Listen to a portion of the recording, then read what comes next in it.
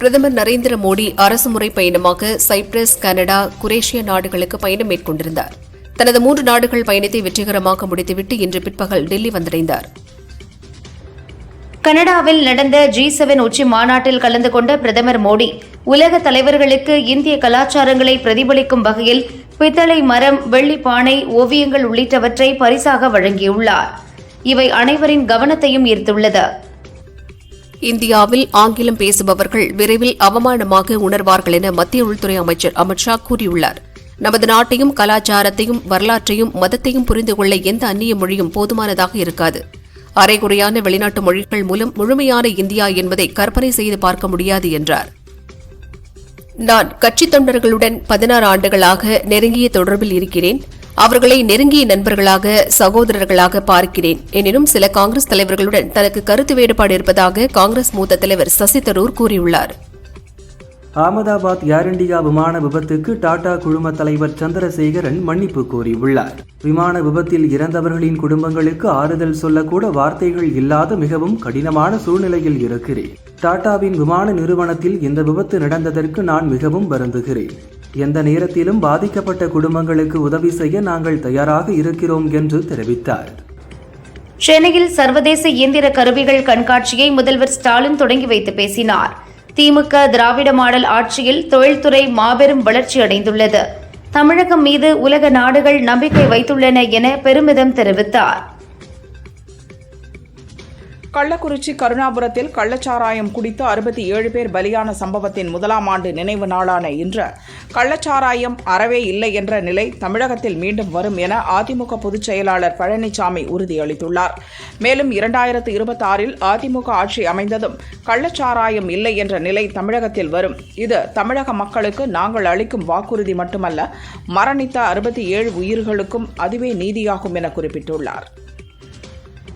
தொழில் வளமும் கல்வி வளமும் நிறைந்து செழித்தோங்க வேண்டிய கோவை தற்போது சட்டம் ஒழுங்கு சீரழிந்து பயங்கரவாதத்தின் புகலிடமாக மாறி வருவது ஏன் என தமிழக பாஜக தலைவர் நயினார் நாகேந்திரன் கேள்வி எழுப்பியுள்ளார்.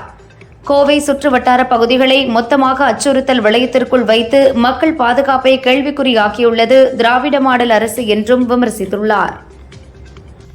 விளம்பரங்களில் மட்டும் கவனம் செலுத்தும் திமுக அரசு விளைவித்த பழங்களுக்கு விலையின்றி தவிக்கும் விவசாயிகளின் நலனை உறுதி செய்வதிலும் கவனம் செலுத்த வேண்டும் என தமிழக பாரதிய ஜனதா தலைவர் நயினார் நாகேந்திரன் தெரிவித்துள்ளார். தோளில் பச்சை துண்டு அணியும் போலி விவசாயி நான் அல்ல என்று கூறும் முதல்வர், விவசாயிகள் நலனில் உண்மையான அக்கறை இருந்தால் மானியத்துடன் கூடிய மாம்பழம் கொள்முதல் விலையை உயர்த்த வேண்டும் என கேட்டுக் கொண்டார். பாமகவில் ஏற்பட்டுள்ள குழப்பத்துக்கு திமுகவே காரணம் என்று அன்புமணி கூறியது அப்பட்டமான பொய் என பாமக நிறுவனர் ராமதாஸ் தெரிவித்துள்ளார். அன்புமணி மன்னிப்பு கேட்டுள்ளதால் குழப்பம் தீருமா என்று செய்தியாளர்கள் கேள்விக்கு போக போக தெரியும் என ராமதாஸ் பதிலளித்தார். மேலும் உடல்நலக் குறைவால் மருத்துவமனையில் அனுமதிக்கப்பட்டுள்ள எம்எல்ஏக்களின் உடல்நலம் குறித்து கேட்டறிந்ததாக கூறினார். கீழடி அகழாய்வில் கண்டெடுக்கப்பட்டுள்ள தொல்லியல் பொருட்கள் தமிழர்களின் பெருமை மட்டுமல்ல, ஒட்டுமொத்த மானுடத்தின் பெருமை என பாமக நிறுவனர் ராமதாஸ் தெரிவித்துள்ளார். கீழடியில் பாடுபட்டு வெளிக்கொண்டு வந்தவற்றை தடுப்பவர்கள் வரலாற்றில் புதைந்து போவார்கள். கிடைத்ததை கொண்டாடி அடுத்த தலைமுறைக்கு கடத்துவதே நமது கடமை. இந்த கடமையை அரசியல் பிழைத்தோர் உணர வேண்டும் என தனது அறிக்கையில் குறிப்பிட்டுள்ளார். சேலம், தருமபுரியில் பாமக தலைவர் அன்புமணி தலைமையில் பொதுக்குழு கூட்டம் நடத்தப்படும் என அறிவித்த நிலையில் அக்கட்சியின் கௌரவ தலைவரும் பென்னாகரம் எம்எல்ஏவுமான ஜி.கே. மணி, சேலம் மேற்கு தொகுதி எம்எல்ஏ அருள் ஆகியோர் உடல்நலக்குறைவு என கூறி மருத்துவமனையில் அனுமதிக்கப்பட்டனர். உடல்நலக்குறைவால் மருத்துவமனையில் அனுமதிக்கப்பட்டுள்ள பாமக எம்எல்ஏக்கள் 2 பேர் உடல் ரீதியாகவும் மன ரீதியாகவும் குணமடைய பிரார்த்தனை செய்வோம் என பாமக தலைவர் அன்புமணி தெரிவித்துள்ளார். பாமக தலைவர் அன்புமணி நேரில் மன்னிப்பு கேட்க வேண்டும் என நினைக்கிறீர்களா என நிருபர்கள் எழுப்பிய கேள்விக்கு போக போக தெரியும் என பாட்டு பாடி பாமக நிறுவனர் ராமதாஸ் பதிலளித்தார். மேலும் பாமக நிறுவனருக்கும் தலைவருக்கும் இடையே உள்ள பிரச்சினையில் திமுக தலையிடுவதாக அன்புமணி விமர்சனம் செய்துள்ளார் என நிருபர்கள் எழுப்பிய கேள்விக்கு அப்பட்டமான பொய், கடைந்து எடுத்த பொய் எனவும் ராமதாஸ் பதிலளித்தார். திமுக கூட்டணியை விட்டு திருமாவளவன் வெளியேற மாட்டார். கூட்டணியில் குழப்பத்தை ஏற்படுத்தவும் விளம்பரத்துக்காகவும் வைகை செல்வன் பேசியுள்ளார் என காங்கிரஸ் முன்னாள் எம்பி திருநாவுக்கரசர் கூறினார். தேர்தல் நேரத்தில் இந்துக்களை ஒருங்கிணைப்பதற்காக முருகன் மாநாட்டை நடத்துகின்றனர். முருகன் மாநாட்டால் ஆட்சி மாற்றம் ஏற்பட்டு பாஜக ஆட்சிக்கு வரும் என்று நினைப்பது மூட நம்பிக்கை என்றும் தெரிவித்தார். வடசென்னை வளர்ச்சி திட்டத்தின் கீழ் நடைபெற்று வரும் வளர்ச்சிப் பணிகளை அமைச்சர் சேகர் பாபு இன்று ஆய்வு செய்தார். தொடர்ந்து செய்தியாளர்களை சந்தித்தவர், பாஜகவினர் ஏற்கனவே வேலை கையில் எடுத்துக்கொண்டு சுற்றினார்கள். ஆனால் அவர்களுக்கு கிடைத்தது 0 முதல்வர் ஸ்டாலின் பக்கத்தில்தான் முருகன் இருக்கிறார் என விமர்சித்து 2026லும் திமுக ஆட்சியை தொடர்வோம் என்றார். பம்மல் அருகே நடந்த திமுக பொதுக்கூட்டத்தில் முன்னாள் எம்எல்ஏ நெல்லிக்குப்பம் புகழேந்தி கலந்து கொண்டு பேசினார். எனக்கு அதிகாரம் இருந்தால் 24 மணி நேரம் டாஸ்மாகை திறந்து வைப்பேன் என்று அவர் பேசியது சர்ச்சையை ஏற்படுத்தியுள்ளது. மேலும் இது என்னுடைய தனிப்பட்ட கருத்து, குடிக்கிறவன் நாட்டுக்கு தேவையில்லை என்றும் தெரிவித்தார். திருவாரூர் மாவட்ட திமுக சார்பில் திருவாரூர் கீழ வீதியில் நடந்த நிகழ்ச்சியில் நாஞ்சில் சம்பத் கலந்து கொண்டு உரையாற்றினார். இந்த நிகழ்ச்சியில் முன்னாள் அமைச்சர் மதிவாணன், முன்னாள் எம்எல்ஏ நாகை அசோகன் உள்ளிட்ட பலர் கலந்து கொண்டனர். விழாவில் பேசிய நாஞ்சில் சம்பத், எடப்பாடி எல்லாம் ஒரு பெரிய தலைவன், இவனையெல்லாம் ஏர் இந்தியா விமானத்தில் ஏற்றி அனுப்ப வேண்டும் என பேசியது சர்ச்சையானது. திமுக தவறு செய்தால் காங்கிரஸ் தட்டி கேட்கும். 2026 சட்டசபை தேர்தலில் கூடுதல் சீட் கேட்டு பெறுவதோடு ஆட்சி அதிகாரத்தில் பங்கும் கேட்போம் என காங்கிரஸ் எம்எல்ஏ ராஜேஷ்குமார் கூறினார். முருகன் அனைவருக்கும் பொதுவான கடவுள். ஆன்மீகம் செய்ய வேண்டிய இடத்தில் அரசியல் செய்ய பாரதிய ஜனதாவினர் பார்க்கிறார்கள் என்றும் தெரிவித்தார். அகமதாபாத்தில் விபத்துக்குள்ளாகி 270 பேரை பலிவாங்கிய ஏர் இந்தியா போயிங் 787 விமானத்தின் சேதமடைந்த கருப்பு பெட்டியை ஆய்வு செய்ய இந்திய நிபுணர்கள் அதனை அமெரிக்க தேசிய பாதுகாப்பு போக்குவரத்து வாரியத்திற்கு அனுப்புகின்றனர். கருப்பு பெட்டிக்கு வெளிப்புறத்தில் ஏற்பட்ட சேதத்தால் டிஜிட்டல் ரெக்கார்டிங் தரவை மீட்டெடுப்பது சாத்தியமில்லை என இந்திய நிபுணர்கள் தெரிவித்ததால் அதிநவீன தொழில்நுட்பத்தை பயன்படுத்தி தரவுகளை பெற அமெரிக்கா அனுப்பப்படுகிறது. அகமதாபாத் விமான விபத்தில் பலியானவர்களில் 210 பேரின் DNA மாதிரிகள் உறுதி செய்யப்பட்டுள்ளதாக குஜராத் சுகாதாரத்துறை அமைச்சர் ருஷிகேஷ் பட்டேல் தெரிவித்துள்ளார். அவர்கள் அனைவரின் உறவினர்களுக்கும் தகவல் கொடுக்கப்பட்டுள்ள நிலையில் அதில் 187 சடலங்கள் உறவினர்களிடம் ஒப்படைக்கப்பட்டுள்ளது என்றார். அமெரிக்காவின் டெக்சாஸ் மாகாணத்தில் உள்ள ஏவுதளத்தில் இருந்து ஸ்டார்ஷிப் 36 ராக்கெட் விண்ணில் செலுத்தும் முயற்சி மேற்கொள்ளப்பட்டது. அப்போது ராக்கெட் ஏவுவதற்கு முன்பே சோதனை கட்டத்திலேயே வெடித்து சிதறியது. இதனால் தீப்பிழம்பு ஏற்பட்டது. இந்த விபத்தில் யாருக்கும் காயம் ஏற்படவில்லை என்று ஸ்பேஸ் எக்ஸ் நிறுவனம் அறிவித்துள்ளது. ஈரான் இஸ்ரேல் இடையே மோதல் போக்கு அதிகரித்து வரும் நிலையில் அந்நாடுகளுக்கு இடையே மத்தியஸ்தம் செய்து வைக்க தான் தயாராக இருப்பதாக ரஷ்ய அதிபர் விளாடிமிர் புட்டின் அறிவித்துள்ளார். மேற்கு ஆசியாவில் அணு அபாயம் இருப்பதாக கற்பனையில் எழுப்பப்பட்டு வந்த எச்சரிக்கை தற்போது உண்மையாகி வருவதாக ரஷ்ய வெளியுறவுத்துறை அமைச்சர் மரியா சகரோவா கூறியுள்ளார். 2021 தேர்தலில் வழங்கப்பட்டது போல 6 தொகுதிகள் போதாது. 2026 தேர்தலில் 15 தொகுதிகள் வரை திமுகவிடம் கேட்போம் என விசிக தலைவர் திருமாவளவன் பேசியுள்ளார். பாமக பாஜக இருக்கும் அணியில் ஒருபோதும் சேர மாட்டோம்.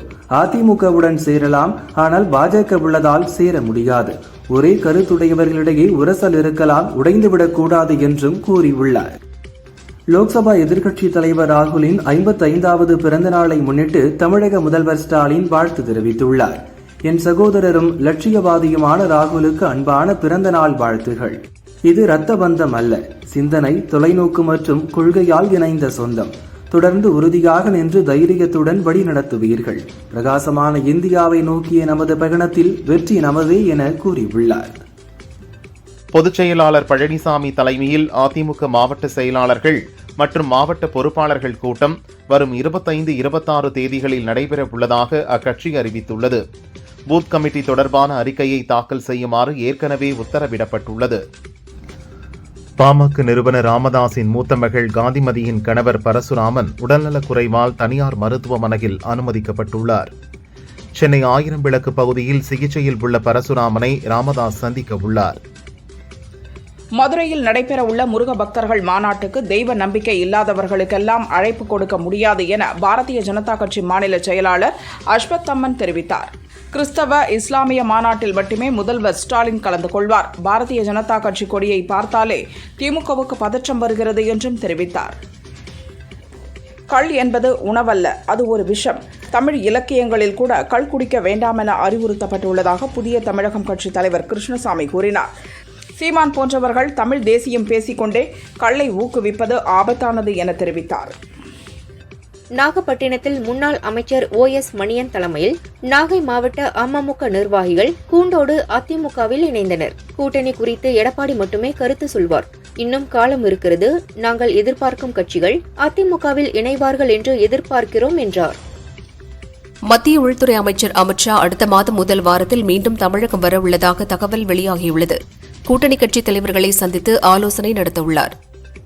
தமிழ் என்றால் கசப்புடனும் தமிழர்கள் என்றால் வெறுப்புடனும் பார்க்கும் மத்திய பாஜக அரசு கீழடி அகழாய்வுகளில் வெளிப்பட்ட தமிழ் பண்பாட்டின் பெருமையை மறைக்கவும் புதைக்கவும் தொடர்ந்து முயற்சித்து வருகிறது என முதல்வர் ஸ்டாலின் கூறியுள்ளார். கீழடியிலும் சென்னையிலும் ஒலித்திருப்பது முதற்கட்ட முழக்கம். இது டெல்லி வரை தொடர்ந்து எதிரொலிக்கும். தமிழரின் பண்பாட்டு பெருமையை நிலைநாட்டும் வரை போராட்டம் ஓயாது என்றும் தெரிவித்துள்ளார். பொது இடங்களில் அனுமதியின்றி வைக்கப்பட்டுள்ள கொடிக்கம்பங்களை ஜூலை 2ஆம் தேதிக்குள் அகற்றாவிட்டால் மாவட்ட கலெக்டர்கள் சம்பந்தப்பட்ட துறை அதிகாரிகள் நேரில் ஆஜராகும்படி உத்தரவிட நேரிடும் என சென்னை ஹைகோர்ட் எச்சரிக்கை விடுத்துள்ளது. சாலையோரங்களில் நடப்படும் ஒவ்வொரு கொடிக்கம்பத்திற்கும் 1000 ரூபாய்க்கு குறையாமல் கட்டணம் வசூலிக்க வேண்டும் என்றும் உத்தரவிட்டது.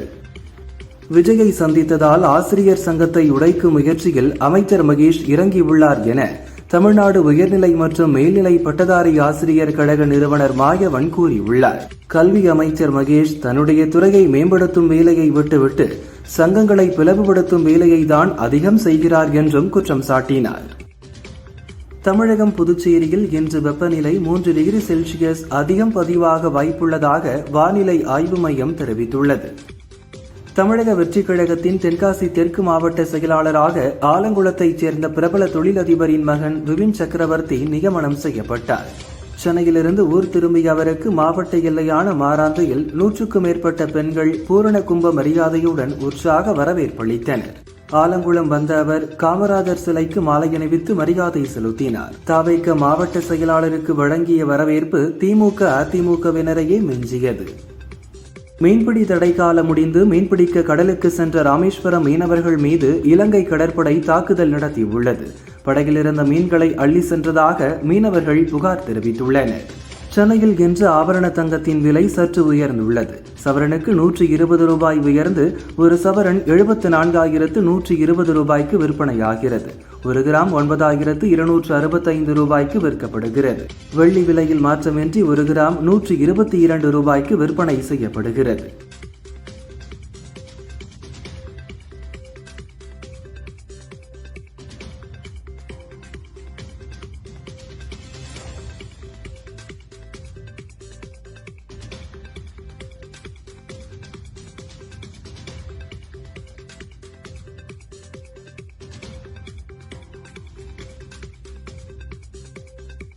வார இறுதி தினங்களான ஜூன் 21, 22 ஆகிய விடுமுறை நாட்களை முன்னிட்டு சென்னை மற்றும் முக்கிய நகரங்களிலிருந்து தினசரி இயக்கப்படும் பஸ்களுடன் 925 கூடுதல் சிறப்பு பஸ்கள் இயக்கப்பட உள்ளதாக தமிழக அரசு விரைவு போக்குவரத்து கழகம் தெரிவித்துள்ளது.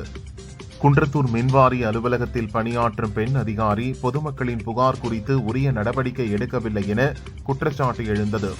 இந்நிலையில் பெண் அதிகாரியை கண்டித்து குன்றத்தூர் மற்றும் சுற்றியுள்ள பகுதிகளில் போஸ்டர்கள் ஒட்டப்பட்டுள்ள சம்பவம் பரபரப்பை ஏற்படுத்தியுள்ளது. கேரள மாநிலம் பாலக்காடு முண்டூரில் காட்டு யானை தாக்கி 61 வயது முதியவர் இறந்துள்ளார். வீட்டு வாசலில் தூங்கிக் கொண்டிருந்த முதியவர் குமரனை யானை தாக்கியதில் சம்பவ இடத்திலேயே பலியானார். முண்டூரில் முகாமிட்டுள்ள காட்டு யானையை விரட்டும் பணியில் வனத்துறையினர் ஈடுபட்டுள்ளனர். தண்டவாள பராமரிப்பு பணி காரணமாக சென்னை சென்ட்ரலில் இருந்து கும்மிடிப்பூண்டி, சூலூர்பேட்டை வழித்தடங்களில் இயக்கப்படும் 25 புறநகர் மின்சார ரயில்கள் இன்று ரத்து செய்யப்பட்டன. திருவள்ளூர் சிறுவன் கடத்தல் வழக்கில் கைது செய்யப்பட்ட ஏடிஜிபி ஜெயராம் மீதான சஸ்பெண்ட் நடவடிக்கையில் வாபஸ் இல்லை என தமிழக அரசு சுப்ரீம் கோர்ட்டில் திட்டவட்டமாக தெரிவித்துள்ளது.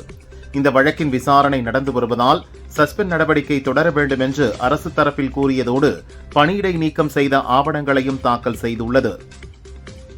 சென்னை மெட்ரோ ரயில் 2ஆம் கட்ட பணிகளை முதல்வர் ஸ்டாலின் இன்று ஆய்வு செய்தார்.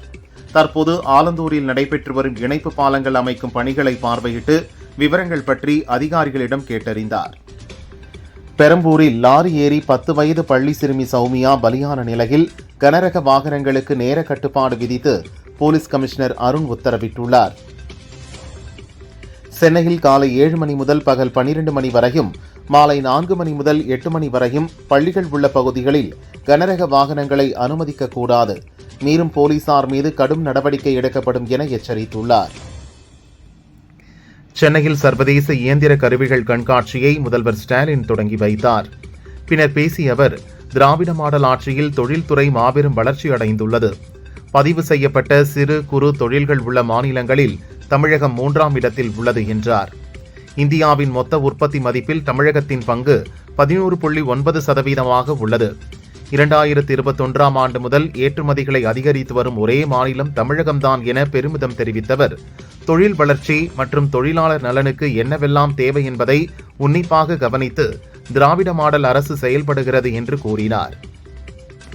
தூத்துக்குடி மாவட்டம் தாமிரபரணி ஆற்று பாலத்தில் நேற்று மீட்பு பணியில் ஈடுபட்டிருந்த போது எதிர்பாராத விதமாக கீழே விழுந்து பலியான காவலர் சங்கர்குமாரின் குடும்பத்தினருக்கு முதல்வர் ஸ்டாலின் ரூபாய் 30 லட்சம் நிதி உதவி அறிவித்துள்ளார்.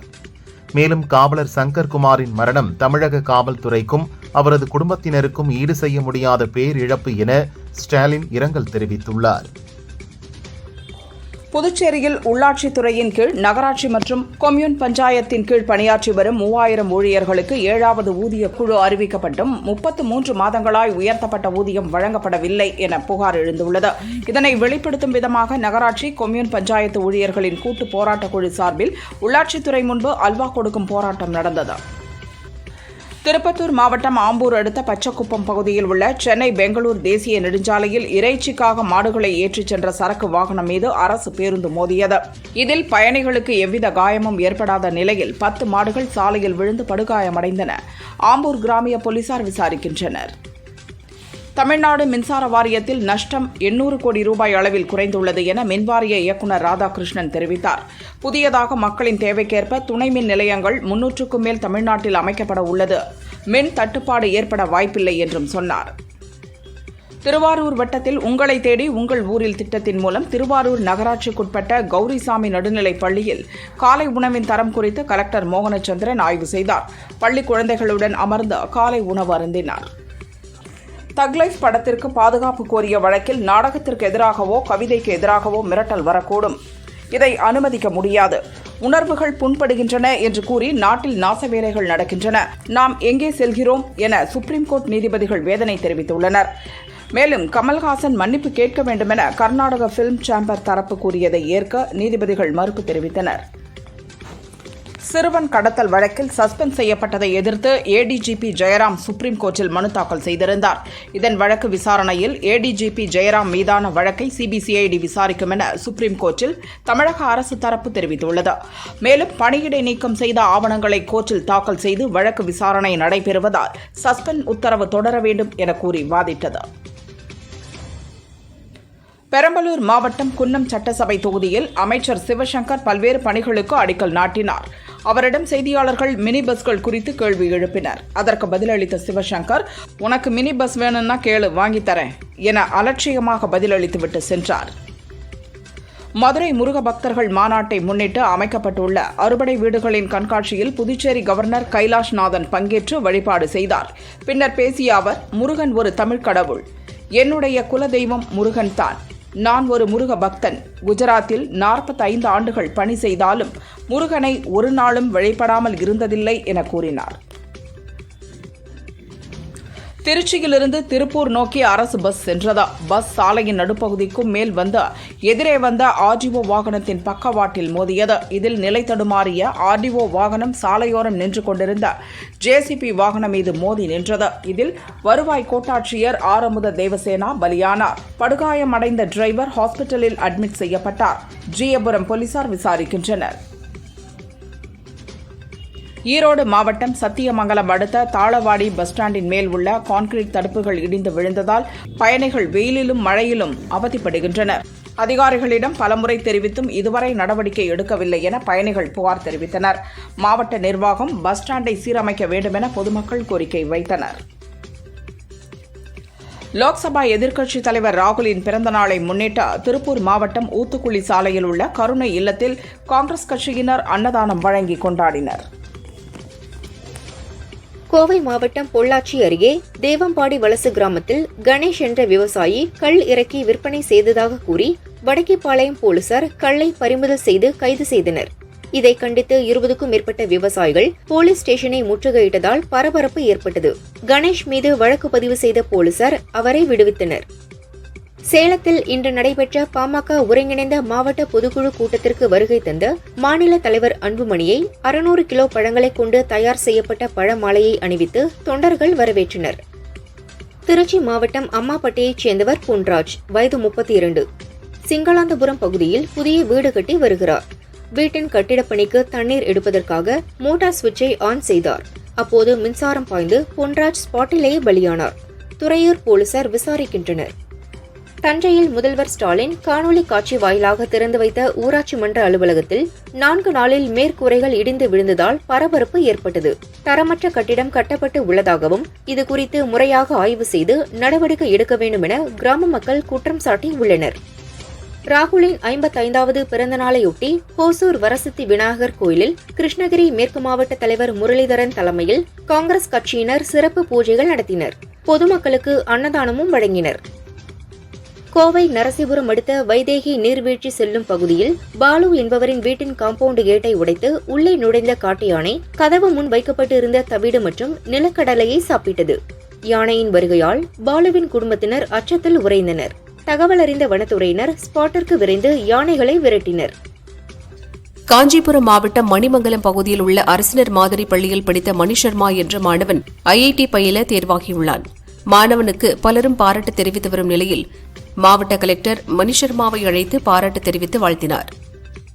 நாமக்கல் மாவட்டம் ராசிபுரம் அடுத்த புதுச்சித்திரம் அருகே உள்ள பேக்கரியில் கெட்டுப்போன கேக்கை விற்ற உரிமையாளரிடம் பெண் வாடிக்கையாளர் வாக்குவாதத்தில் ஈடுபட்டதுடன் கெட்டுப்போன கேக்கை சாப்பிடும்படி ஆவேசமாக சண்டையிட்டார்.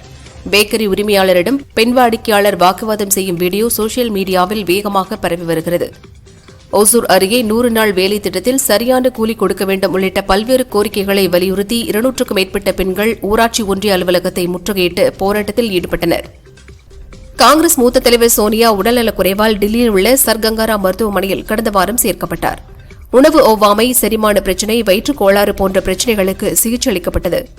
அவர் உடல்நலன் தேறி வருவதாக டாக்டர்கள் தெரிவித்தனர். இந்நிலையில் சிகிச்சைக்கு பிறகு சோனியா இன்று டிஸ்சார்ஜ் செய்யப்பட்டார். அவரது உடல்நிலை சீராக உள்ளதாக மருத்துவர்கள் தெரிவித்தனர். ஈரோடு மாவட்டம் சத்தியமங்கலம் அடுத்த புன்சை புளியம்பட்டியில் பெண்ணை மானபங்கப்படுத்திய அதிமுக நகர செயலாளர் மூர்த்தி என்பவரை புன்சை புளியம்பட்டி போலீசார் வன்கொடுமை தடுப்பு சட்டத்தின் கீழ் கைது செய்தனர். கோவை துடியலூர் பகுதியில் ஒரு உடற்பயிற்சி மையம் அருகே உயரக குஷ் கஞ்சா விற்பனை செய்த பிரணேஷ் என்ற வாலிபரை போலீசார் கைது செய்தனர். அவரிடமிருந்து 3 லட்சம் ரூபாய் மதிப்பிலான குஷ் கஞ்சா, 33,500 ரூபாய் ரொக்கம் மற்றும் கார் ஆகியவற்றை பறிமுதல் செய்தனர். அதேபோல கவுண்டம்பாளையம் பகுதியில் கஞ்சா விற்பனையில் ஈடுபட்டிருந்த சாய் பிரசாத் என்ற வாலிபரையும் போலீசார் கைது செய்தனர். ராணிப்பேட்டை மாவட்டத்தைச் சேர்ந்த இளம்பெண் ஒருவர் திருப்பத்தூரில் உள்ள தனியார் நிறுவனத்தில் வேலை பார்த்து வருகிறார். இவரும் கிருஷ்ணகிரியைச் சேர்ந்த கிருஷ்ணன் என்ற இளைஞரும் காதலித்து வந்தனர். திடீரென கிருஷ்ணனை விட்டு இளம்பெண் பிரிந்தார். ஆத்திரமடைந்த கிருஷ்ணன் இளம்பெண்ணின் புகைப்படத்தை மார்பிங் செய்து சமூக வலைதளங்களில் பரப்புவதாக மிரட்டல் விடுத்தார். போலீசார் வழக்கு பதிந்து கிருஷ்ணனை கைது செய்தனர். திருப்பத்தூர் மாவட்டம் கிரிசமுத்திரம் பகுதியில் முத்துமாரியம்மன் கோவில் திருவிழா நடந்து வருகிறது. விழாவின் போது முன்னாள் ராணுவ வீரர் பிரவீன்குமாரை முன்விரோதம் காரணமாக அதே பகுதியைச் சேர்ந்த சிலர் கத்தியால் குத்திவிட்டு தப்பினர். படுகாயமடைந்தவர் ஹாஸ்பிட்டலில் அட்மிட் செய்யப்பட்டார். தப்பியோடிய மர்ம நபர்களை போலீசார் தேடுகின்றனர். புதுச்சேரியில் கிரிப்டோ கரன்சியில் 2.5 கோடி ரூபாய் மோசடி செய்ததாக கூறி இதுவரை 6 பேரை போலீசார் கைது செய்துள்ளனர். இந்நிலையில் இந்நிறுவன விளம்பரத்தில் பங்கேற்ற நடிகைகள் தமன்னா, காஜல் அகர்வால் ஆகியோருக்கு நோட்டீஸ் அனுப்ப முடிவு செய்யப்பட்டுள்ளது என்றும் இணையவழி போலீசார் தெரிவித்தனர். கரூரில் பிரபல ரவுடி பென்சில் தமிழரசனை இன்ஸ்பெக்டர் மணிவண்ணன் சுட்டு பிடித்தார். போலீசார் சுட்டதில் தமிழரசனுக்கு வலது கால் முட்டிக்கு கீழ் குண்டு பாய்ந்தது. காயமடைந்தவரை போலீசார் கரூர் அரசு மருத்துவமனையில் சேர்த்தனர். பென்சில் தமிழரசன் மீது ஏற்கனவே கொலை, வழிப்பறி, அடிதடி உள்ளிட்ட 10க்கும் மேற்பட்ட வழக்குகள் நிலுவையில் இருப்பது போலீஸ் விசாரணையில் தெரியவந்துள்ளது. கோவை மாவட்டம் அன்னூரில் தென்னம்பாளையம் சாலையில் உள்ள குடியிருப்பு பகுதியில் நிறுத்தி வைக்கப்பட்டிருந்த 2 வீலரை திருடிச் சென்ற வினீத்குமார் மற்றும் சந்தோஷ் ஆகிய 2 பேரையும் அன்னூர் போலீசார் கைது செய்தனர். அவர்களிடமிருந்து திருடு போன 2 வீலரை பறிமுதல் செய்தனர். கோவை சுகுணாபுரம் கிருஷ்ணா கல்லூரி அருகே உள்ள மைதானத்தில் கல்லூரி மாணவர்களுக்கு கஞ்சா விற்பனை செய்த ராஜா, ஜான் பெட்டர், முத்து மற்றும் ஒடிசாவைச் சேர்ந்த மிருத்யுஞ்சரணா ஆகிய 4 பேரை போலீசார் கைது செய்து சிறையில் அடைத்தனர்.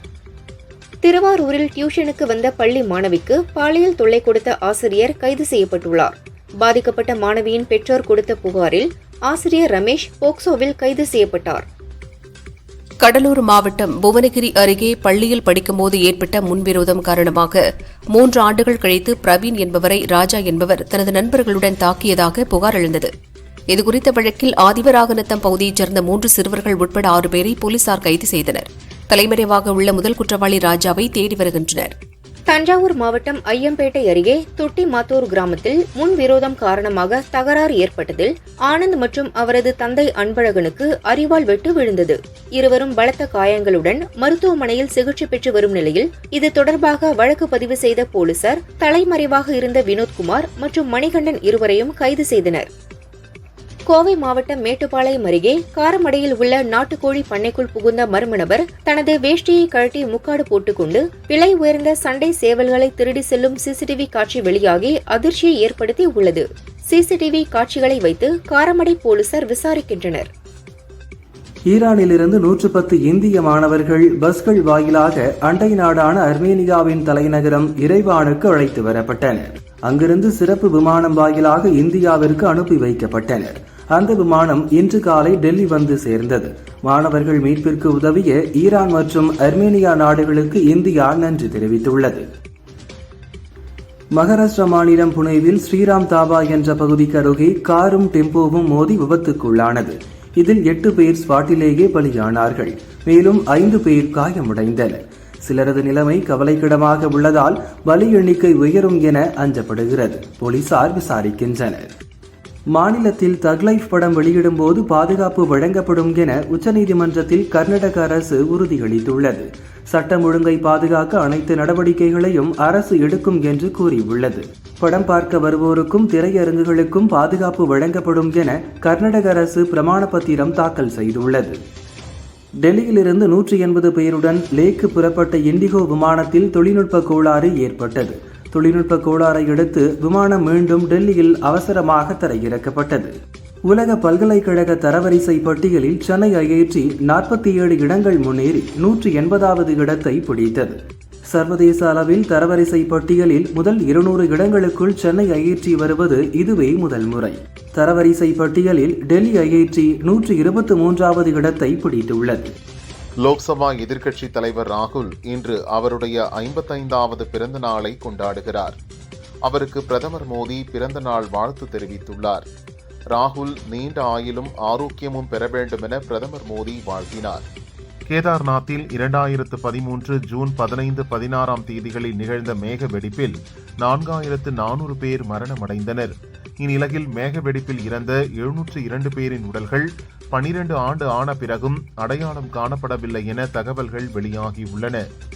குஜராத் காடி, விஸ்வதார், கேரளாவின் நீலாம்பூர், பஞ்சாபின் லூதியானா, மேற்கு வங்கத்தின் காலிகஞ்ச் ஆகிய 5 சட்டசபை தொகுதிகளில் இன்று இடைத்தேர்தல் நடத்தப்படும் என தேர்தல் ஆணையம் அறிவித்திருந்தது.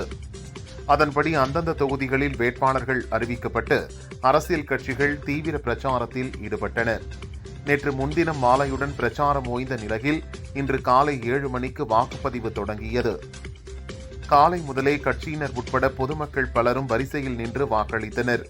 இன்று பதிவாகும் வாக்குகள் வரும் 23ஆம் தேதி எண்ணப்பட்டு முடிவுகள் அறிவிக்கப்படும் என்றும் கூறப்பட்டுள்ளது.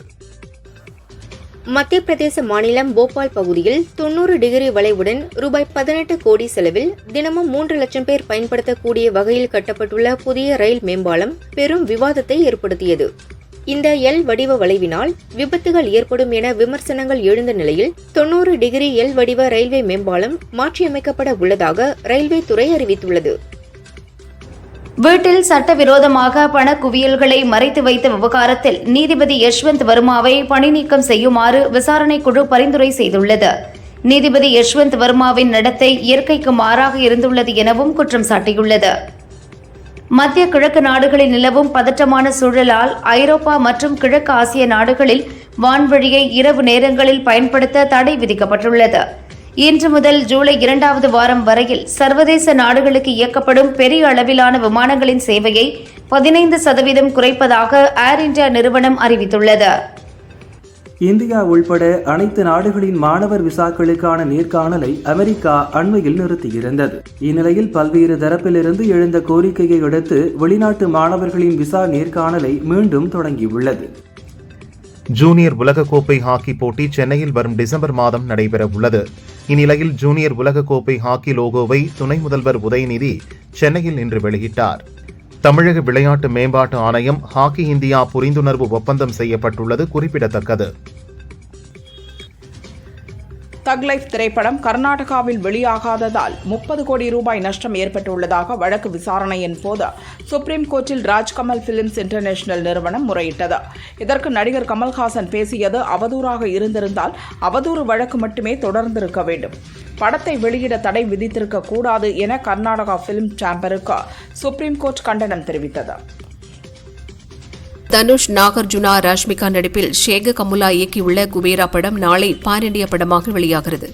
ஷேக கமுலா கூறுகையில், எனது முதல் பான் இண்டியா படம். பல சவால்களை சந்தித்தேன். தெலுங்கு, தமிழில் தனித்தனியாக படமாக்கினோம். அப்போதுதான் வசனங்கள் பேசும்போது லிப்சிங் சரியாக இருக்கும். ஒரே சமயத்தில் 2 படங்களை படமாக்குவதற்கு இது சமம். பான் இண்டியா படம் என்பதால் மொத்தமாக வேறு ஒரு தளத்தில் இருக்கும் என்றார். பிரபாஸ், மாளவிகா மோகனன், நித்யா அகர்வால், ரித்திக் குமார் நடித்துள்ள தி ராஜாசா படத்தின் டீசர் வெளியாகி வரவேற்பை பெற்றுள்ளது. டிசம்பர் 5 ரிலீஸ் ஆகிறது. இயக்குநர் மாருதி கூறும்போது, எந்த சந்தேகமும் இல்லாமல் தி ராஜாசா படம் 1000 கோடிக்கும் அதிகமான வசூலை குவிக்கும். பான் இண்டியா வெளியீடு, சஞ்சய் தத், 3 ஹீரோயின்கள் மற்றும் கலகலப்பான பிரபாஸ் என படம் குறித்த நம்பிக்கை அதிகமாகவே உள்ளது என்றார். ஹிந்தி நடிகை கஜோல் நடித்துள்ள மா படம் ஜூன் 27 ரிலீஸ் ஆகிறது. இப்படம் தொடர்பாக இவர் அளித்த ஒரு பேட்டியில், ஹைதராபாத்தில் உள்ள ராமோஜி பிலிம் சிட்டியில் படப்பிடிப்பு இருந்தால் ஒரு விதமான சங்கடம் மற்றும் பய உணர்வு இருக்கும். அந்த இடத்தை விட்டு உடனே வெளியேற தூண்டும். சில இடங்களுக்கு மீண்டும் வரக்கூடாது என்று நினைப்போம். அதுபோலத்தான் எனக்கு ராமோஜி பிலிம் சிட்டியில் உணர்வு வரும். உலகத்திலேயே மிகவும் பயமான ஒரு இடம் அது என்று கூறியுள்ளார். இது தெலுங்கு திரையுலகில் சலசலப்பை ஏற்படுத்தியுள்ளது. அஜித்தின் தீனா, பில்லா, மங்காத்தா உள்ளிட்ட பல படங்களுக்கு இசையமைத்தவர் யுவன் சங்கர் ராஜா. இவர்கள் கூட்டணியில் படம் வந்து 2 ஆண்டுகளாகிறது. இந்நிலையில் சென்னையில் அஜித்தை திடீரென சந்தித்தார் யுவன். அந்த போட்டோவை பகிர்ந்து, ஏகேவை சந்தித்தது சந்தோஷம். எங்களின் இந்த சந்திப்பு சினிமா சம்பந்தப்பட்டதில்லை.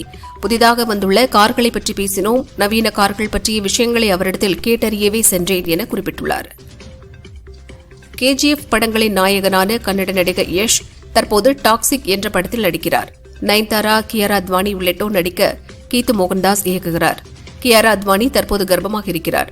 இந்த சூழலில் அவர் அடிக்கடி பெங்களூரு வந்து படப்பிடிப்பில் பங்கேற்றால் சரியாக இருக்காது என எண்ணிய யஷ் டாக்ஸிக் படத்தின் படப்பிடிப்பை மும்பைக்கே மாற்றிவிட்டார். இவரின் செயலை திரையுலகினர் பாராட்டுகின்றனர்.